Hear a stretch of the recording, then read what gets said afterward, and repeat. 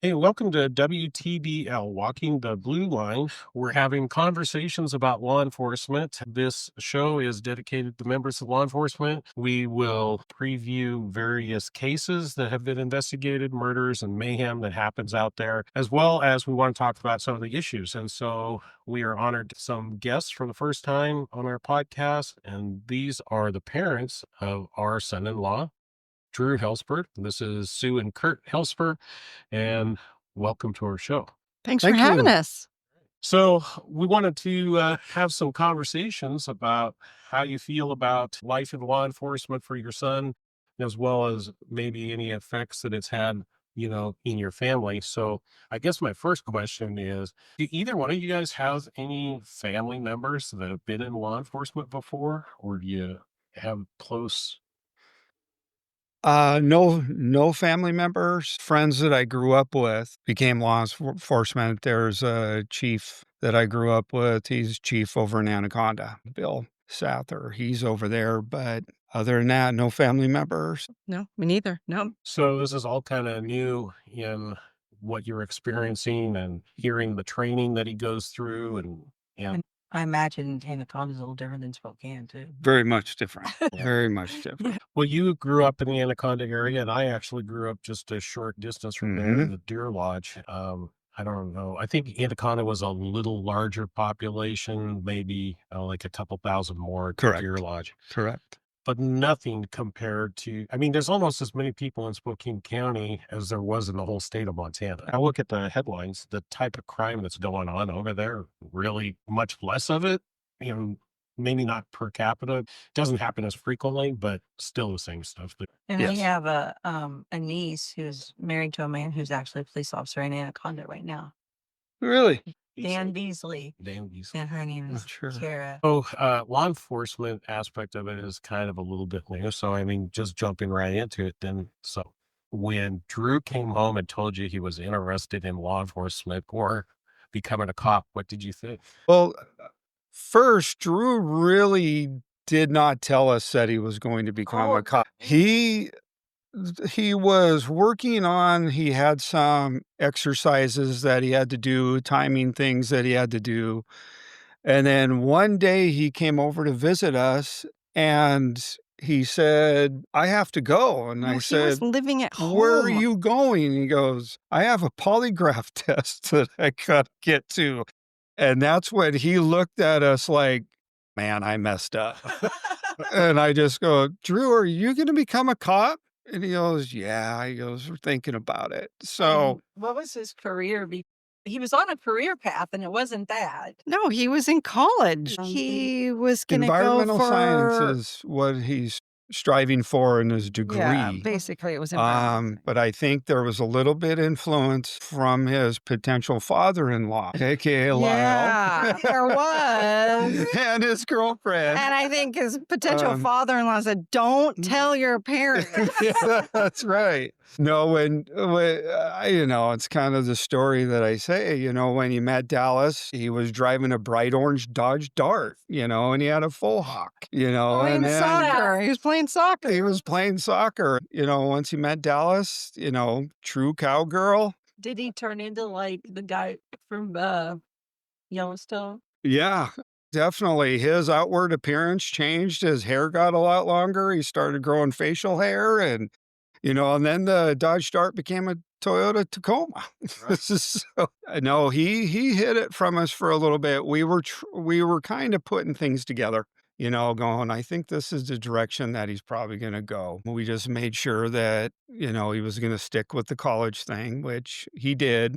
I think he's taken every class known to North Idaho College, so he should have his own wing named after him. And then he pursued environmental science, which he's still a full-time student today. So, Yeah, one of my biggest regrets about their wedding was when it came my turn to talk was Yvonne said, you forgot the whole story about the keys because he came over and he lost his car keys. We searched for those keys for hours one night. And it just I met this said- kid who, and I Drove an orange Dart. yeah, and was riding a skateboard and, figuring out, and it was like, when We Dallas told Dallas, this Are you isn't the sure? guy. Are you sure this is the guy for you?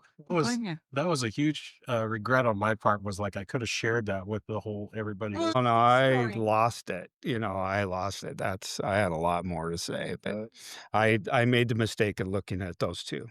And that's when I thought, okay, I'm done. I think I cried But many times. Well, I have to tell you, it was a surprise to me. Actually, it was a surprise to me as well that when he decided to go into law enforcement. It's like a switch went off, I thought. Yeah, He was on this path, and all of a sudden he saw Dallas, what she was doing. And he's like, nope, I'm doing that. And it was like, mhm. yeah. so that's how it seemed to me. So, yeah, I think he applied before I was aware as well. So you can't blame my influence.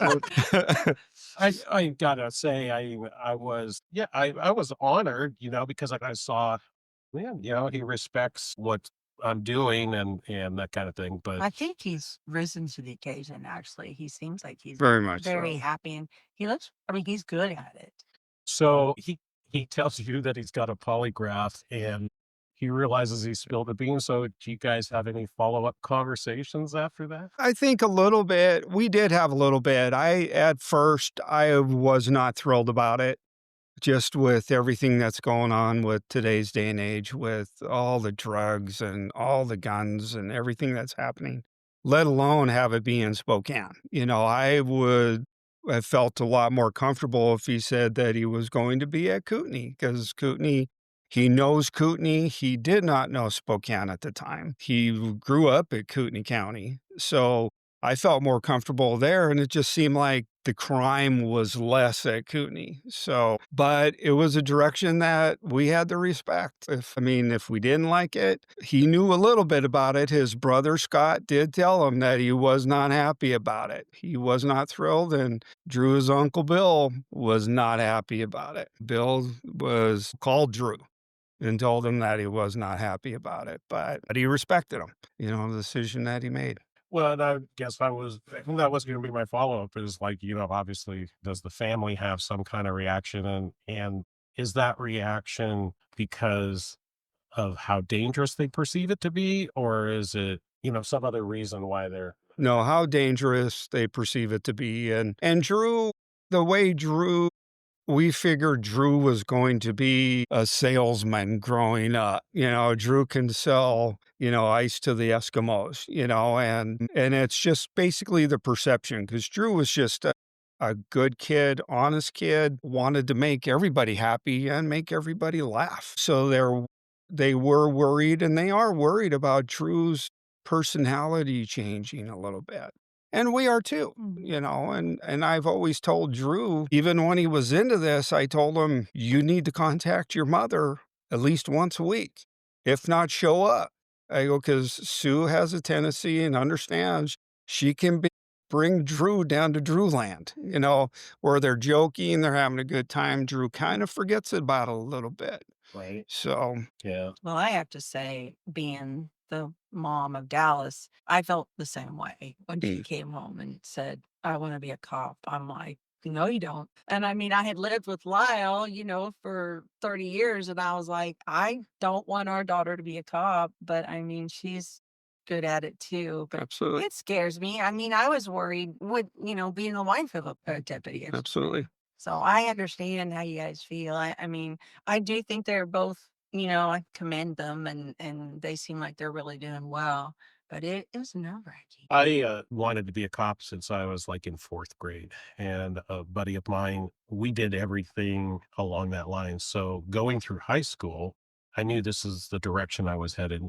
Started looking for colleges. And looking back on it, the police were perceived so differently, I think, in the 80s, 70s, and 80s, where, there was a lot of civil unrest during the 60s, but coming into the 70s, I think everybody started looking at the police as the protectors again, and the 80s, and colleges were starting to host more and more criminal justice programs. It was easier to find. And so I looked at a college almost in North Dakota, or North Idaho College for criminal justice, came over here and got hired, and was like everyone was super supportive except for me. I don't think my father was very happy about it. And even when I graduated and got hired by Spokane County, was very much like, well, I thought you were coming back to Montana. So I think he was more upset that I stayed out here than And he never really, we never did get back. right. Never did make it back to Montana. Rest of my family, besides my father, had some involvement in corrections at the Montana State Prison or And a like couple. most of the family, your mom and your sister and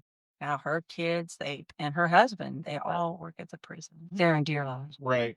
So from that side of the family, I think there was a bit of encouragement and pride that, oh yeah, you're going on to do this. It wasn't looked at too unfavorably compared to what you said, knowing the difference of how the police were looked at back then to now, where nowadays most of the colleges are disbanding their criminal justice program. SEC has gotten rid of theirs. I don't know if NIC has gotten rid of theirs, but I think Not they sure. did, or they're getting rid of it. Not sure. So there aren't as many criminal justice programs out there. The public view of it, I mean, you go on social media today and you see all of these, All the bad stuff, it all the seems bad like. stuff. Right. Hardly ever see anything good. Every once in a while. So it definitely worried us as well. I mean, not only just because we're parents, but I do feel like I got out of that role at a good time Mhm. in history versus, the way they've changed some of the laws and the civil liabilities and things like that that weren't there when I was doing it. So I uh, certainly want to encourage them. I guess, in terms of people that might listen to this, like it's still very respectable. And I hope that, people will still seek out that as a career, but you have to go into it with your eyes wide open as to the things that you might be facing. Did the two of you have some behind the scenes conversations about his choice and how you felt? A little bit. Yeah. Seems I like, think, yeah. Yes, we did. I think a lot of it is obviously the stress that I pass it out, I wear it on my sleeve. Sue pretty much keeps it in. Not sure what, I am honest and open because I'm just going to let it all out. Sue kind of keeps it in a little bit, but we definitely had some conversations and going, which direction would we like Drew to go? Or would we have liked him to go? And, the agreement still is that he still get his degree. If he wants to pursue being a deputy for the next 36 years, then by all means. But it did cause some Yeah, we just didn't inside see. I mean, conversations. we have known Drew, of course, since he was born. And we just only know police and law enforcement from the movies and from the cheesy shows that are on. We don't know. I just didn't see that in Drew. Drew's personality is just, yeah, I just didn't see it in him. And so I think and I was going to mention that this book that they gave us during the academy, which by the way, I think they do such an amazing job of including families or just wanting families to understand, or I don't know, they just brought us in from the beginning, from day one till the graduation. I don't know why. I don't know if they just think we're going to go half cocked at any moment. I don't know, but they kept us involved and they gave us these books. And one of the books was written by this psychiatrist named Kirschman, and he wrote I Love a Cop. And it talks about it was originally written in 1999 and then it was revised for today's climate because it is so different, right, than 1999 even. And a couple of things that he talked about was, well, obviously Drew's exposure to violence. And when you have a young brain, which I feel like Drew is really young in my eyes, I mean, he played a lot of violent video games, but like I needed him to, I really felt like, are you sure? Do you understand that if you get shot, you don't get to go to level 3? You don't, like, you're done. Just Right? It's not, single a player. lot of kids understand that. Yeah. Well, that's what I was concerned about. With the movies and that, they think they could do something like this. So Well, you see them and they got the guns and they're blowing everybody away in those games. Yes, and so I'm like, "Okay, does he get like, do you get this?" And so he talked about that, and he also talked about emotional detachment. So, um, I just think that Drew is just such an amazing person, and I was just so afraid that he would lose what I really find special about him in that he's very emotionally attached, not detached. And, we're both in the medical field, and when we see people get hurt, we're not empaths necessarily to that because we've seen it all. And I feel kind of sort of bad about that. But I remember Drew experiencing a horrible event with a child. Horrible, horrible, horrible. He called me and he said that he had experienced this horrible event, and he goes, "Honestly, I'm not feeling anything." I'm like, "Oh my gosh, I read about this, I gotta go with this book." He's saying this to me, he doesn't feel any he goes, "Mom, I don't feel anything. What's wrong with me?" And I'm like, "I don't think there's anything wrong with you. I think you just did your job. You just went with what they told you to do, and you just did it." But in the back of my head, I'm like, "Okay, this is already starting. Like, what are we doing here? Like, what is happening here?" And I think that was just his newness to those experiences. And so I do feel like he's doing a really good job. And I do actually see him, he's got the uniform and he's got all this stuff on. So he kind of looks the part now. But I feel like I just feel like he was really well trained. I feel like he was really well trained. And um, I feel confident that he knows how to keep himself out of danger, is my feeling. It is I just, amazing how much training they go through. I don't think the public understands. It's almost an entire year before they're even put in a car. And then when they're put in a car, they're still with an FTO. But listening to you, Dallas went through that too. That same thing where she goes, I experienced this really horrible thing, and everyone kept asking me, "Are you okay?" And I didn't feel anything. And so I was worried too. I was like, "Oh my gosh, like, it's why don't like, you is feel is this? she Yeah. okay?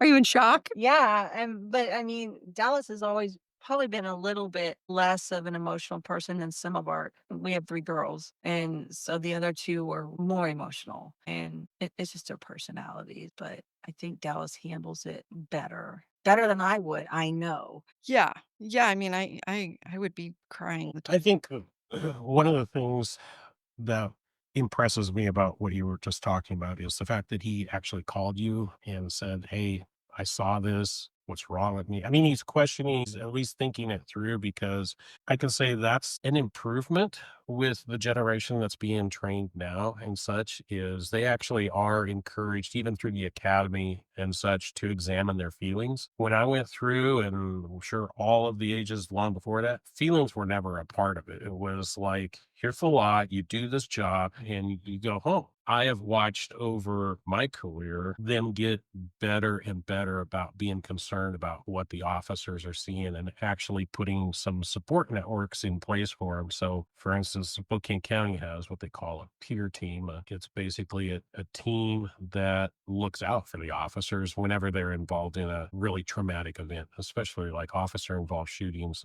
and those kind of things where they may have had to take somebody's life. They immediately, when they call the detectives out to start investigating, they call the peer team out, and somebody from that peer team stays with that officer to give them emotional support. That was something that never happened, It's 20, totally a good thing. 20 years ago. Mhm. Yeah. I don't know. I don't know if it's a good thing. I mean, is it better to be completely do your job and don't think about it, and if nobody talks about it, it just kinda goes away? That's I a don't good know. point. No, I don't think because now they have yearly conferences in this area.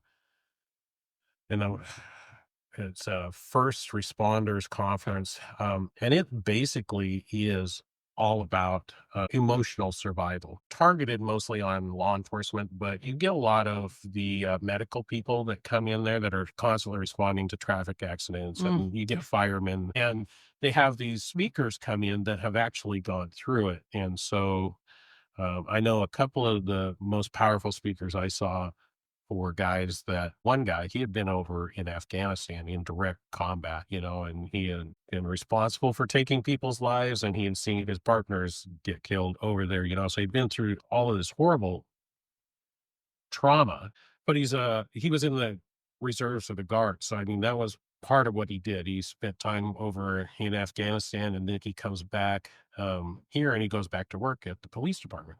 I mean, the way that they train him now, positive atmosphere that they're putting out there, and the fact that he would call his mom and Well, he talks, there's no end to that. We know that, but I mean, I hope he continues to do that because I Me think too. sometimes you don't know if other people wanna hear the same story over and over and over, and he's aware of that as well, and so Once I he opens up, we let him go. No, we yeah. just let him go. His first day with his FTO on his first 3 hours, he had his gun drawn.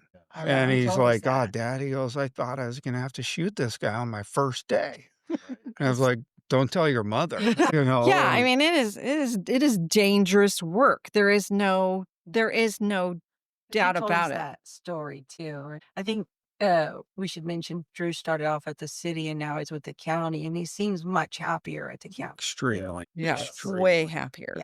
Yeah. I have to say, downtown Spokane, if you've never experienced it, it's a change. Like you said, from Kootenai to it's just almost a whole other world out there. I think his frustration and, and I don't know, is some of it, Washington state law, where he arrests a guy. And when Dallas was up at working at the jail as a corrections officer, Drew would arrest somebody, bring them up, and that same person would be waving to Drew 3 hours later back downtown. And that was very frustrating for him, very It frustrating. was frustrating for Dallas too. Oh, Like, why are sure. we even taking this guy in? I know you're gonna just dump him back out on the streets in a Yeah. couple hours. Yeah. So, there was a post on Facebook from the sheriff's office about that very issue just today. And basically, what they did was they went through and listed, I don't know how many, I think 10 or 15 various offenders to make the point is like, hey, we're arresting these people, but they're back out. So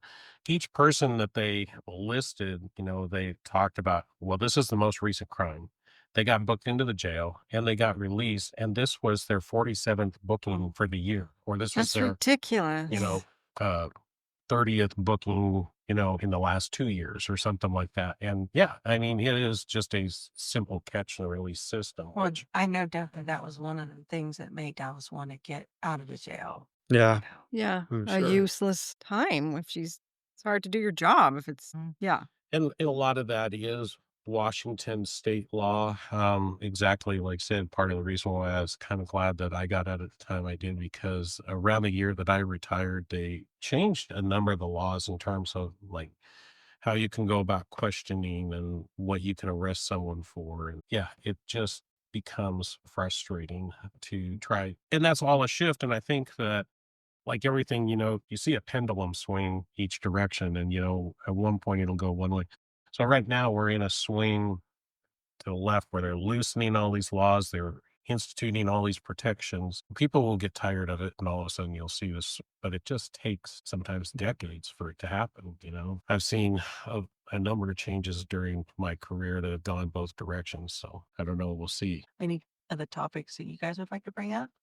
Drew and Dallas spent some time away, from work, and they ended up going to Georgia. And one thing that really I remembered what Drew talked about, he goes, when he spent that time away, he had no idea, that it was after about the third or fourth day, he could just feel everything kind of relax in him.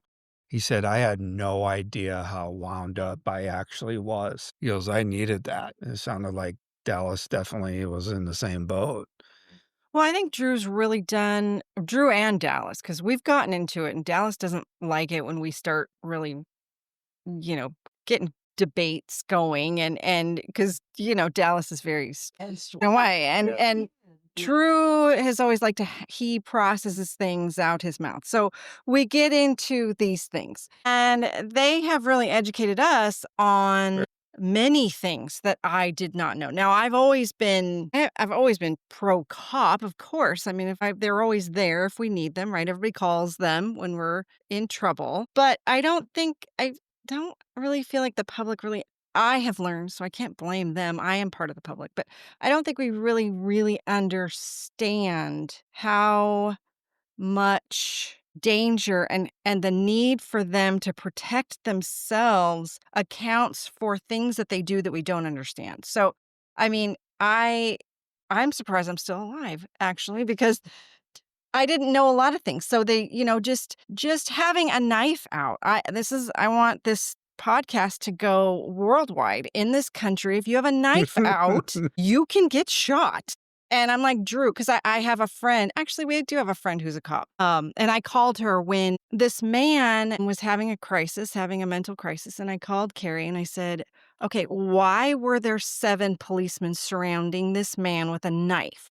Like, I need you to help me understand this because this was before Drew. I'm not understanding this because I was one of those people. And she said, well, Sue, he's got a knife. That's dangerous. He can hurt them. And I'm like, they put like 9 bullets into this guy. She kind of calmed me down. And Drew really said, he said, look, Mom, we're not set up like a football team. When we go to a call, we're not discussing the plan. We're told how to handle it individually. I mean, there's a sense of where everyone's at, and there's a sense of certain people have certain types of moves or certain types of jobs or certain types of coverage, but they're going to protect. Every police officer is there to protect themselves and everybody else. So that's why there might be times in which it looks aggressive to us. Too much one-sided. Too much. But I'm like, yeah, after he told me that, I'm like, okay, this makes perfect sense. We're Dallas and Drew, and I didn't mean to cut off. We were like, why didn't they just shoot him in the leg? Yes, that's what I always thought. And that's you know where what? Drew and Dallas, I thought, were going to push our Dallas ears just about together. came unglued. But they educated us on that's just a really hard. They're not perfect. They're still humans too. Yeah, they're trying to stop a adrenaline and- crime and stop, protect I and think it's also when you're, not to cut you off, but when you're home and you're watching TV and you're in your comfy chair and you're like, oh, I can't believe they did that. Why did they do that? But I was kind of like that when I met Lyle. I didn't like cops. I mean, I didn't hate them, but it's like, I don't want to get a ticket or anything like that. I don't want to be pulled over, And so, but being with him and I would ride along with him and wow, you just go, that's why they do that, And it's really easy to make decisions like, that's just overkill. But when you're out there in the car and it's just you and them and you don't know what they're going to do and you don't know what they have on them. And yeah, it Yeah. really opened my eyes. I was like, oh, okay, I get it. yeah. So you went on ride-alongs with Lau? I did. Now, will you go with Dallas? Yeah, you would? They're already talking about it. yeah. I won't. I won't. want to go. I told Drew, I said, he I goes, you wanted- going to go on a ride along? And I said, no, Drew. I said, not unless I can pack. And he goes, Dad, you can't. I'll get fired. And I go, well, then let me have the key or whatever to the AR or the shotgun. If I see my son's in trouble, the parent's going to want to do something. I left. And I said, maybe your mother might go. And I don't know I'm sorry. I don't know if they've gotten different instructions from the days when I were there, but I would always bring people along. My dad went out. Yvonne went several times. And I had those thoughts. I'm like, because one time I was out there and he's chasing this guy around the house, and I'm like, am I gonna have to get on the radio or something? Yeah. But he asked me, would you ride with Dallas? And I said, no, I don't think I want to ride with Dallas. As a mom and my daughter, I mean, I'm the wimpy little girl, but Dallas is like a badass out there. And I'm like, oh God, save her, please. I would want to react, and that would be a wrong thing. It could end up bad for everybody. And Drew on the unemployment. Well, I don't want to affect his decision making. I don't want him to go because Drew does tend to worry about who's looking at him. Like, I wouldn't want him to do something differently. I don't know, would he if I was there? I don't know. No, I because can I see think he would know that you're going to stay put in that car. I'm going to be on the floorboard. I always enjoyed, well, I'm more of a teacher by nature because Or an college- FTO too. I taught college classes and I was a field training officer for a while. And it was just something like I always wanted to educate people about what we do and how we do it. So I would bring anybody and everybody along for a ride along. that wanted to go. Well, when I went with him, I have to say, most of the time that I went with him, it was kind of fun. Right. There was once or twice where, yeah, I'm like white knuckling it or whatever. But most of the time we had fun and we would get in pursuits that they can't really do that much anymore. Yeah, we can't Right. pursue But like we used to, and yeah. almost every time she came along, we would get in a pursuit. But Yeah. so you would proceed I guess it depends on the night though. Or maybe you should go so then you know what's going on. I don't know. Oh, I know what's going on. I have an idea, but like I said, if it's something that I see him happening to him, I'm gonna want to react, Again, like and I shouldn't. I used to show everyone at the beginning of the shift, this is how you unlock the shotgun, this is how you unlock the rifle, and this is how you get on the radio. So if I'm out at a traffic stop and things go bad, and I would never tell them to protect me, I would say, if someone comes at you and you have to protect yourself, this is how you get the shotgun. This is how you get the rifle, and this is how you get on the radio. Oh, I'm all in then. Let's do this. Um, Let's go. And I would give them basically those 3 instructions. For the most part, they were told, Right. if we get off at the traffic stop, you don't get out unless I tell you. If we go into someplace, I'll tell you if you can come along with me or not. Otherwise, you just kind of get to sit here and go right along and watch what happens. These are the basics of, how you Okay. protect yourself. And now, granted, I haven't been in patrol for a long time, so I don't know if they've gotten some instructions to do. Where Drew said we can't touch anything. I couldn't even turn the light on. He knows when we're gonna mess with it. Yeah, Though. we couldn't even. There's like a big light on my. What's this button? Yeah. Yeah, exactly. Yeah. Oh, and there are so many buttons Oh. that looks like an airplane cockpit. Well, it's anymore. way different now. They got computers in their cars. I will say when I rode along, the thing that bothered me the most, the radio. First off, I didn't know what they were saying because a lot of it's in code. And it's just constant, just all night long. And I was like, does it ever? I know Drew was nervous about that, but then now it's I think Dallas was a little Yeah, nervous. He was yeah. missing something or. Yeah. Yeah. But you get used to it, and I would drive her even more nuts because I liked to listen to the AM talk radio. So he's So I listening to got- that.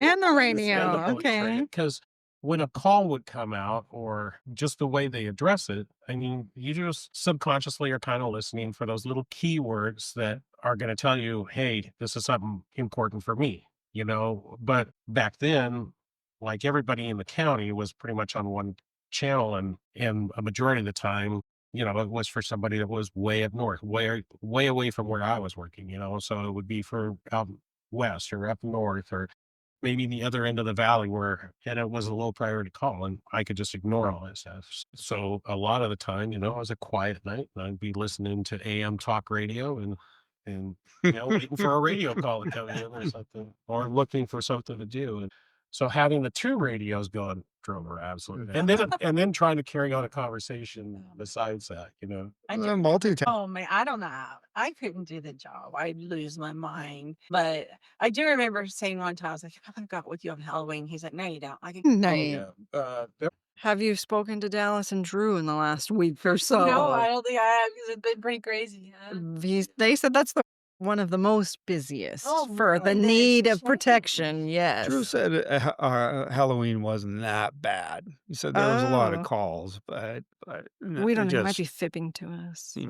Well, I mean, every day, actually, you never know sometimes what, That's true. because I think for me, that was one of the biggest learning curves when I was young was I felt like I was in control of life and everything that I wanted had gone to plan. I graduated high school. I decided I was going to the military. I got the career that I wanted, went to the school, got out, started college, and everything was just going according to plan. And so you kind of have this sense of like, oh, well, this is what I'm going to do and it'll happen, or I can make it happen.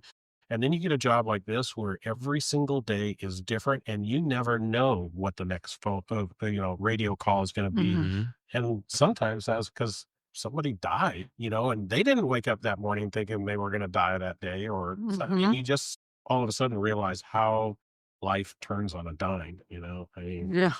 There's also the aspect of the paper. I don't know if you guys have been when they do 1 or 2 calls, or they'll have hours and hours of paperwork. It's I think crazy. they still do have a ton Yeah. of paperwork, but I think it's gotten better with the advent of computers because back then everything was handwritten. And so now, like some of those guys have what they call boilerplate language where they can just copy and paste it and then they can fill in the names. And some of it goes a little faster, but oh, Drew's had a few of those. He tells us he'll a certain parking spot that he'll do paperwork. Yeah, because the legal system has gotten Yeah. so, so what they need, what the lawyers need, what if he doesn't say the right thing, if he doesn't mention some detail, then that can mess up somebody's case. And so, you And that's know, kind of one of my concerns is how much protection do these police officers, deputies have?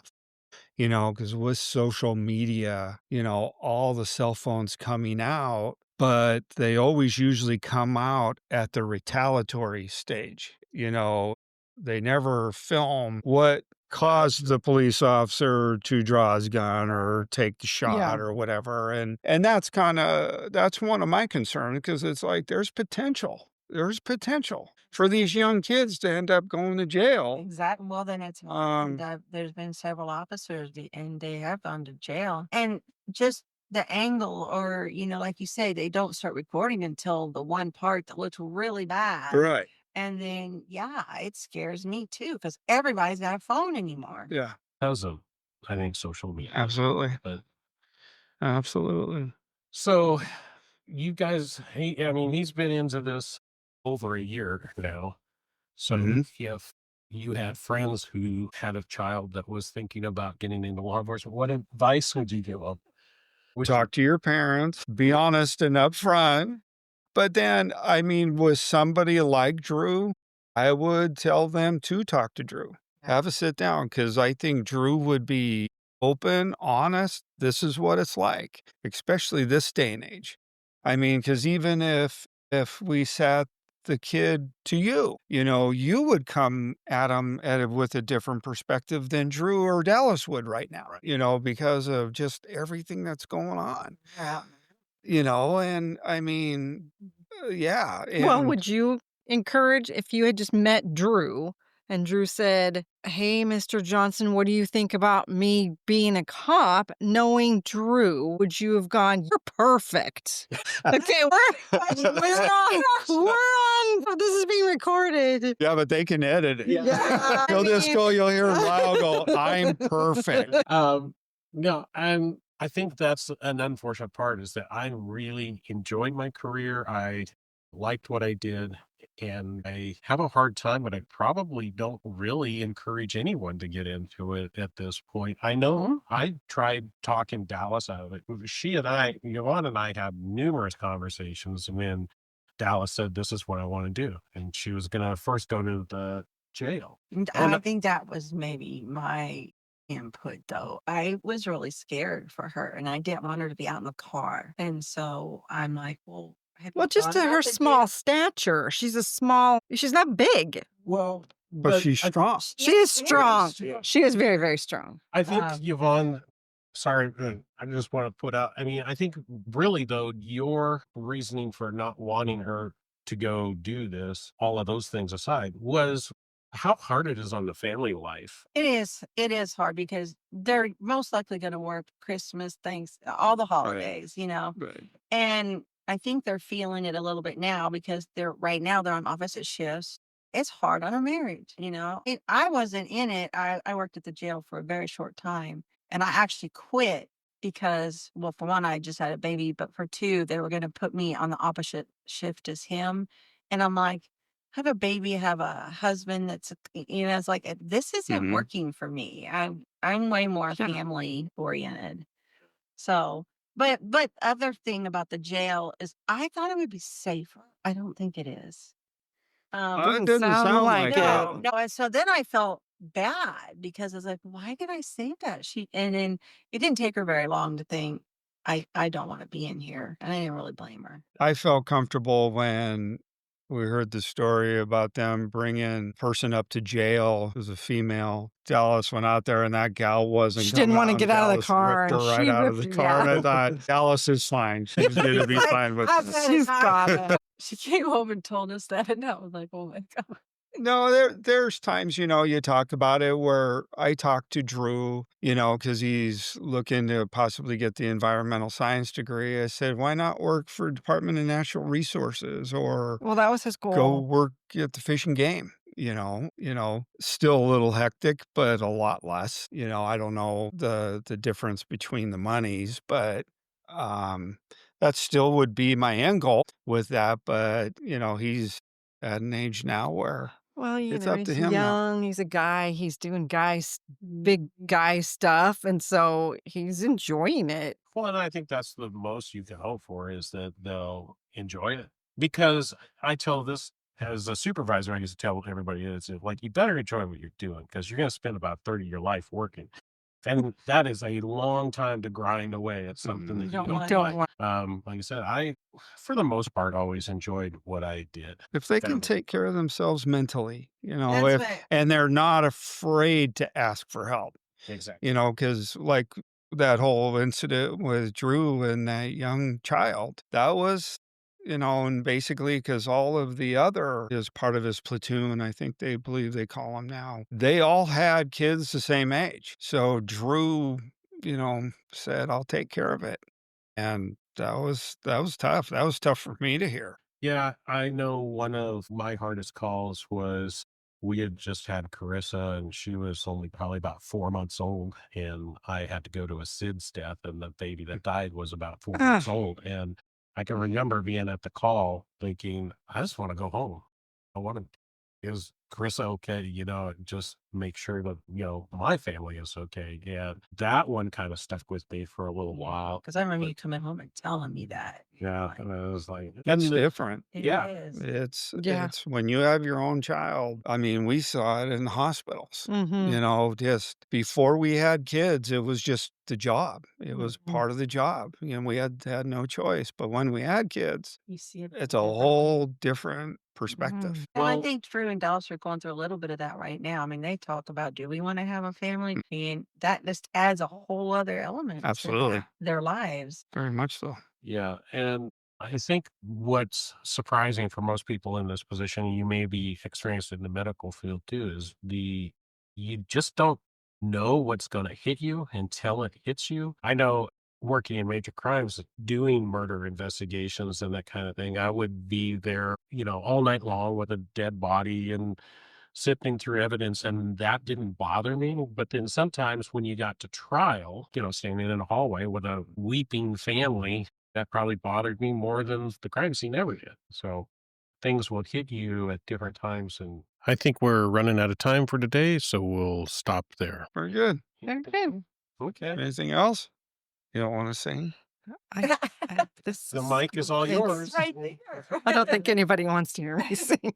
Well, thanks for coming and Well Yeah, done. thank Thank you. you. Yeah, I it enjoyed was it. good. I did too. Yeah. We'd like to thank our guest today, Curt and Sue Helsper, for joining us on WTBL. And we'd like to thank all of you guys for tuning in and listening to this conversation about what it's like for a family to join the law enforcement family. Going forward, we hope to host some additional shows like this. Please subscribe And like our page. and follow along. So until the next time we see you on WTBL, be safe out there. Bye. Bye.